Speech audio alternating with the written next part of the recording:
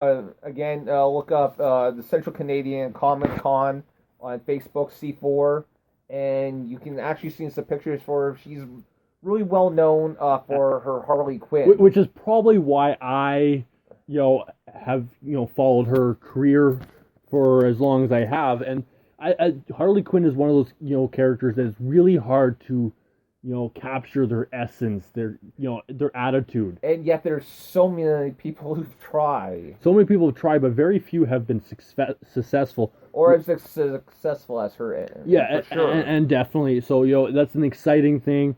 I always love seeing the cosplayers, but I've never seen one that I actually, know the name of, that I actually recognize their work. She also does Poison Ivy as well, really phenomenal, Poison Ivy. She apparently is going to be debuting a new costume. Yes. Specifically for C4, yeah. So I'm kind of curious to see, how that turns out. Yeah, so C4, I have to thank you for being able to, bring us the lineup that you do every single year. You continue to amaze us. Absolutely. For people who may not realize, C4 is a not-for-profit organization. So just the simple fact that they're able to bring in some of the people that they do is phenomenal. At one point, C4 was owned by a huge conglomerate that owns a ton of conventions down in the States. And at some point, they realized it just wasn't for them, and they were able to break away and take control once again. Yeah, and been phenomenal ever since. It's a journey that we, and I can't really say this enough, but this is a journey that we enjoy being on every single year. Absolutely. Last year I was really sick and I wasn't able to go, and it was too bad because they actually had a couple of the actors who played the dwarves from the Hobbit movies there. Yeah, and I was going through the moving issues and different things like that. I was unable to attend myself, and that was hard. It's a family. You get used to a lot of the people who go. You know who they are. You recognize them, even if they change their costumes. You know who they are, and it is truly a big, gigantic family. Tim Rose, who plays Admiral Akbar from Star Wars, is going to be in attendance. I honestly, if I can get away with it, I'm going to get him to write "It's a trap" on the autograph. The most famous quote. And, it's a trap. It's a trap. We have 2 Power Rangers, coming this year. From the Mighty Morphin Power Rangers. Sorry. Specific, but, Power Rangers nonetheless. Yeah. These are characters who really don't have a huge impact on our comic convention, at least. From my past experience, I've never, seen any Power Ranger actors or, voice actors ever appear. Very few of them. I know that the Green Power Ranger is very vocal. If you go on Batman the Sun's YouTube page, he goes off and he does a ton of videos based around the Green and White Ranger. So, but other than him, I haven't really heard much of any of the actors that have come out of any version of Power Rangers. Yeah, so Walter Jones, who plays the Black Power Ranger, is going to be in Winnipeg for the C4 convention. David Yost, who plays the Blue Power Ranger, will also be there. And that's kind of neat. Not only one, but you get 2, in the same convention, same year. That's pretty cool. Gates McFadden, who plays Dr. Beverly Crusher in Star Trek. Even though I'm not a huge Star Trek fan, I do have to admire her acting ability. And there was a lot of Trekkies who had a soft spot, or maybe a no. I'm not going to go there. We're not going to go there. But let's just say that she had several admirers in the Trekkie community. Yeah, her acting ability is bar none. She is a phenomenal actress. She may have not played on the best series, but honestly, and I've stated this. Growing up, I watched Star Trek: The Next Generation, and I forgive you for your sins. And I can't say I've done that for almost any of the other series. If you ask me now, what my favorite one was, it was Deep Space Nine. But I've never watched.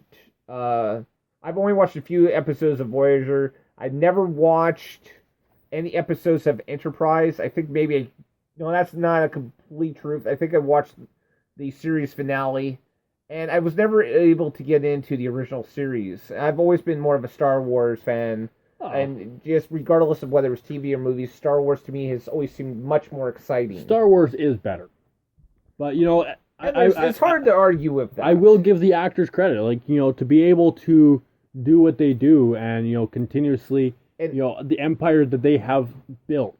Absolutely. Is phenomenal. And I mean, she was on Star Trek: The Next Generation. I believe the show was on for 9 seasons. Yeah. And she was on 8 of them. So from a Star Wars fan to Star Trek fans, we salute you. This Comic Con is yours.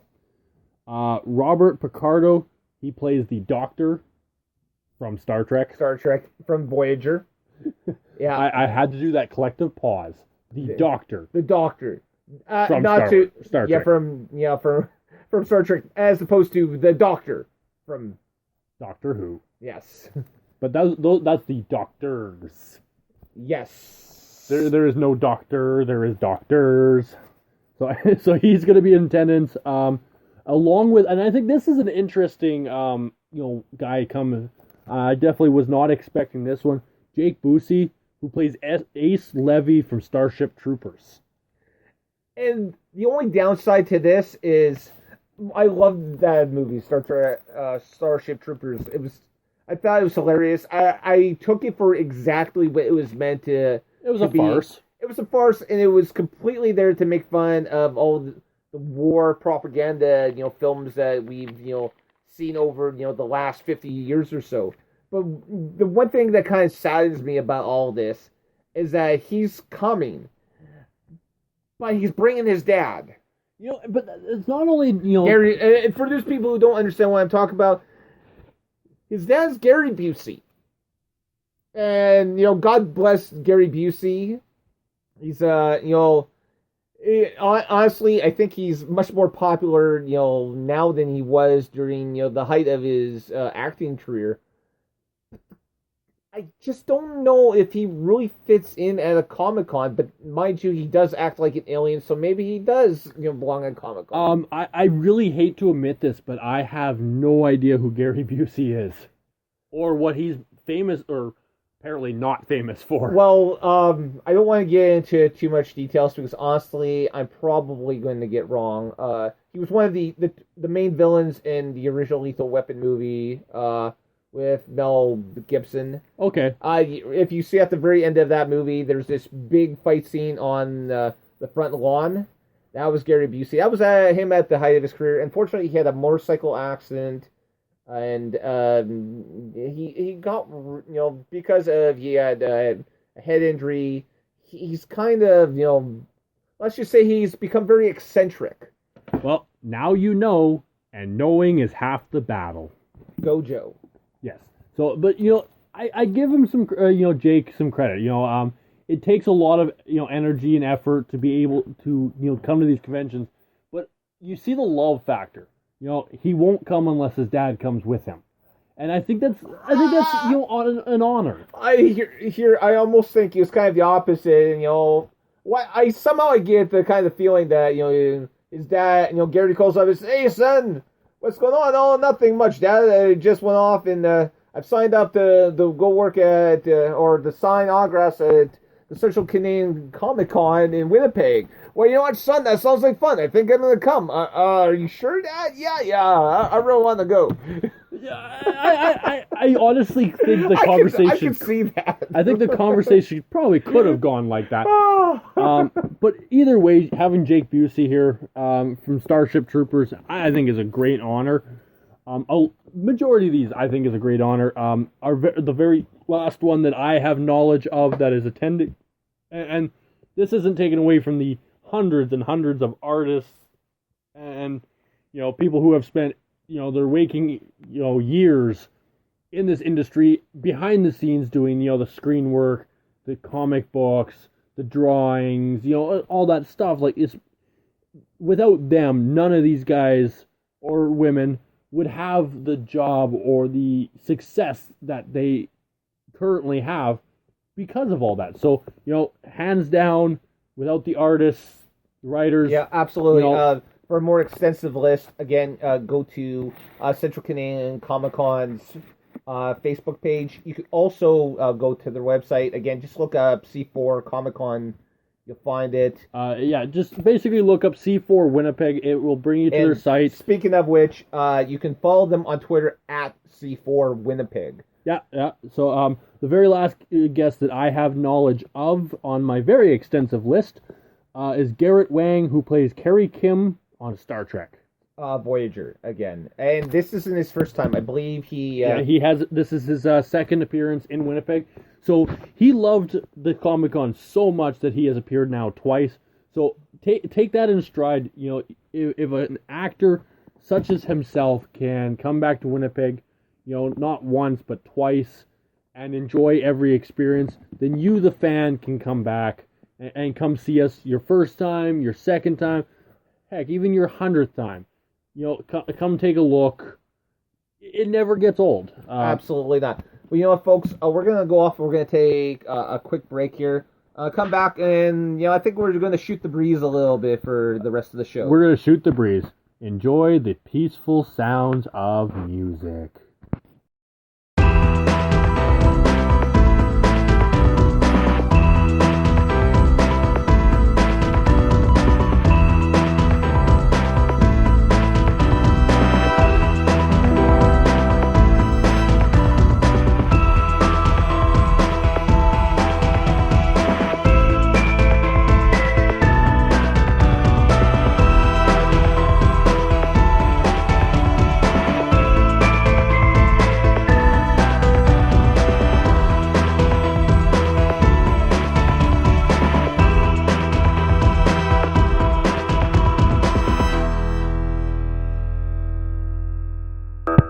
Welcome back, everyone, to the Captain Fizz and Mask Guy podcast. Holla!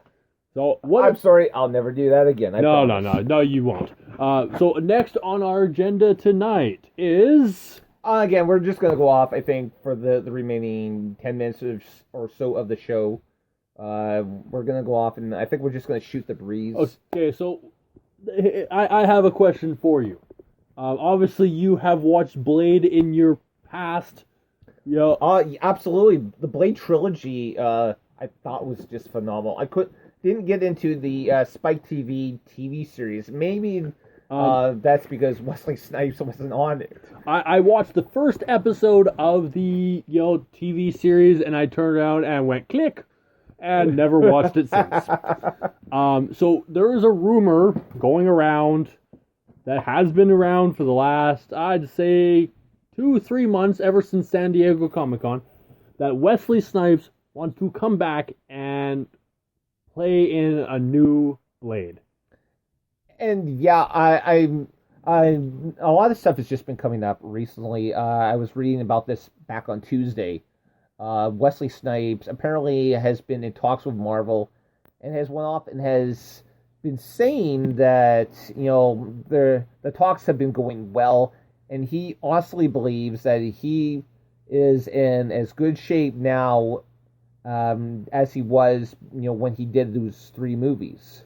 Okay, and this is not taking away any respect for Wesley Snipes, and I do have a lot of respect for him. He is a phenomenal actor. He played Blade perfectly. I honestly do believe that. But honestly, at this point, I do not think we need another Blade. I do not believe that Wesley Snipes is having as great talks with Marvel as he so claims. We have not heard any word from Marvel. All we're hearing is Wesley Snipes' words, and it's coming across as a very desperate actor who needs more money.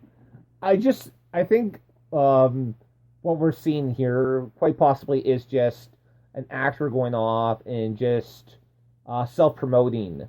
There's quite a few actors and personalities have done this. Hulk Hogan is infamous for this, especially with comments he made last week about possibly being Donald Trump's running mate.